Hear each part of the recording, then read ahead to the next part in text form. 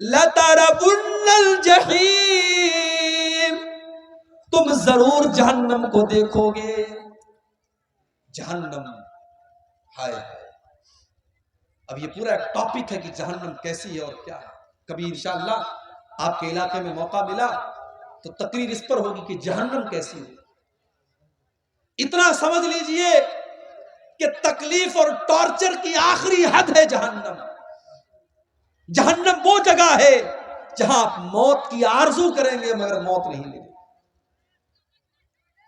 جہنم وہ جگہ ہے جو اللہ نے اپنے نافرمانوں کے لیے سزا کے طور پر تیار کر. کلما نضجت جلودهم بدلناهم جلودا غیرها لیذوقوا العذاب. جب جہنمیوں کے چمڑے جہنم کی آگ میں جلنے لگیں گے تو ہم ان کے اوپر نیا چمڑا چڑھا دیں گے تاکہ بار بار جلنے کی تکلیف ان کو محسوس ہو.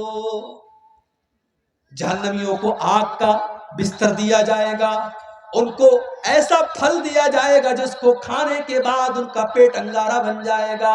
اس کو کڑوا کسیلا جہنمیوں کا پیپر مواد پلایا جائے گا. لَتَرَوُنَّ الْجَحِيمَ، میرے بندو تم جہنم کو ضرور دو. میرے بھائیوں، آج اگر دنیا میں کوئی جل جائے اس کی لاش کو دیکھ کر کے ہم برداشت نہیں کر سکتے. سوچو میرے بھائیوں، ہمارے بیٹے اور بیٹیاں جہنم کی آگ میں جلے، ہم یہ کیسے گوارا کر سکتے ہیں؟ ہماری بیوی، ہمارا پریوار جہنم کی آگ میں جلے، ہم یہ کیسے گوارا کر سکتے ہیں؟ لَتَرَوُنَّ الْجَحِيمَ، میرے بندو تم ضرور جہنم کو دیکھو گے. ثُمَّ لَتَرَوُنَّهَا عَيْنَ الْيَقِينِ، تم یقین کی نظروں سے جہنم کو دیکھو گے. ثُمَّ لَتُسْأَلُنَّ يَوْمَئِذٍ عَنِ النَّعِيمِ، اور دنیا میں ہم نے جو نعمتیں دی ہیں ان نعمتوں کا تم کو قیامت کے دن حساب دینا پڑے گا. ایک واقعہ سنا کر کے بات ختم کر رہا ہوں، رات کافی ہو. آپ کو اچھا کھانا مل رہا ہے، اچھے مکان میں آپ رہتے ہیں، آپ کے بال بچے تندرست ہیں، آپ کو اللہ نے اگر ان نعمتوں سے نوازا ہے، ان نعمتوں کا حساب اللہ کی بارگاہ میں آپ کو دینا پڑے گا. صحیح ابن حبان کی روایت ہے، ایک دن حضرت عمر فاروق اپنے گھر سے نکلے، دوپہر کا ٹائم تھا، گھر سے نکلے، راستے میں ابو بکر صدیق سے ملاقات ہوئی. ابو بکر صدیق نے پوچھا کہ اے عمر کیا بات ہے، دوپہر میں کیوں نکلے ہو؟ حضرت عمر نے سچ بات بتا دی، کہا کہ ما اخرجنی الا الجوع. اے ابو بکر کیا بتاؤں، بہت تیز بھوک لگی ہے، کئی دنوں سے کھانا نہیں کھایا ہے، میں بھوک سے پریشان ہو کر کے نکلا ہوں. حضرت ابو بکر صدیق نے کہا اللہ کی قسم، جس وجہ سے تم نکلے ہو اسی وجہ سے میں نکلا ہوں، میں نے بھی کئی دن سے کھانا نہیں کھایا ہے، میں بھی بھوک سے پریشان ہو کر کے نکلا. تھوڑی دیر کے بعد اللہ کے پیارے نبی نکلے، دیکھا کہ ابو بکر موجود ہے، عمر موجود ہے.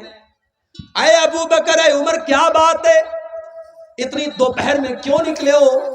دونوں نے کہا کہ اے اللہ کے نبی ہم بھوک سے پریشان ہو کر کے نکلے. آپ نے فرمایا اے ابو بکر، اے عمر، واللہ ما اخرجنی الا الجوع، میں بھی بھوک سے پریشان ہو کر کے نکلا ہوں. ہمارے پاس آج چین سے روٹی مل رہی ہے، چین سے چاول مل رہا ہے، کھا رہے ہیں، پی رہے ہیں، کتنی بڑی نعمت ہے. یہاں اللہ کے نبی ہیں، ابو بکر ہیں، عمر ہیں، دنیا کے اللہ کے نبی ہیں، اور نبی کے بعد دنیا کی سب سے مہان دو ہستیاں ہیں، اور یہ تینوں لوگ بھوکے ہو کر کے نکلے. اللہ کے نبی نے کہا چلو ابو ایوب انصاری کے گھر چلتے ہیں.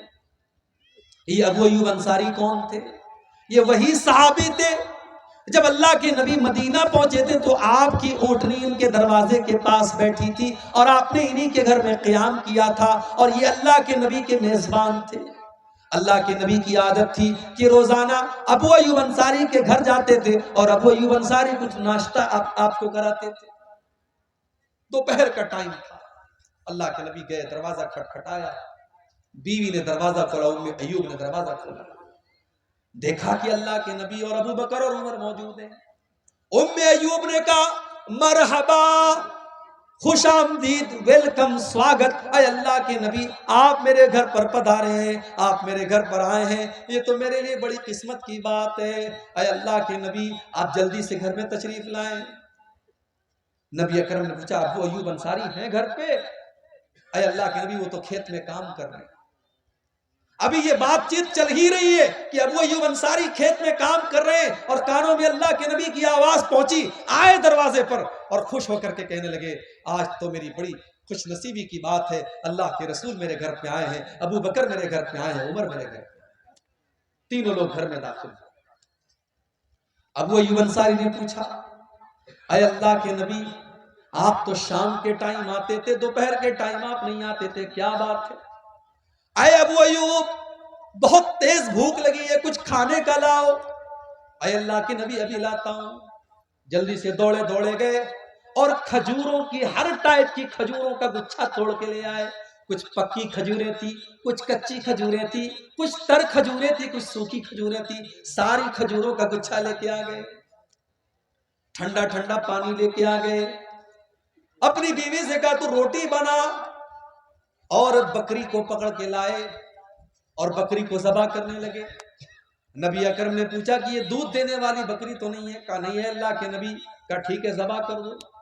بکری ذبح کر دی، گوشت تیار ہو گیا، روٹی تیار ہو گئی، کھجور کھائی جا رہی ہے، پانی پیا جا رہا ہے۔ نبی اکرم نے فرمایا اے ابو ایوب یہ بکری کا گوشت ہو سکے تو تھوڑا فاطمہ کے گھر بھجوا دینا، اس نے کئی مہینوں سے گوشت نہیں کھایا ہے، ہو سکے تو میری بیٹی کے گھر یہ گوشت بھجوا دینا۔ اس کے بعد یہ کئی دن کے بھوکے لوگ تھے، روٹی کھا رہے ہیں، گوشت کھا رہے ہیں، کھجور کھا رہے ہیں، پانی پی رہے ہیں،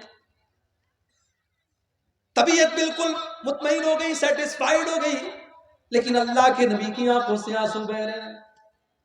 صحابہ نے پوچھا اے اللہ کے نبی کیا بات ہے؟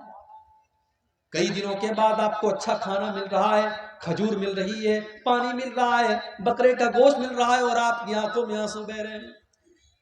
آپ نے فرمایا اے ابو بکر، اے عمر، ابھی کچھ دیر پہلے ہم تینوں اتنے بھوکے پیاسے تھے کہ اپنے گھر سے نڈھال ہو کر کے ہم نکلے تھے، اور ابھی اللہ نے کتنا نواز دیا، ٹھنڈا ٹھنڈا پانی بھی مل رہا ہے، ہر طریقے کی کھجوریں بھی مل رہی ہیں، بکرے کا گوشت بھی مل رہا ہے، اور روٹی بھی مل رہی ہے۔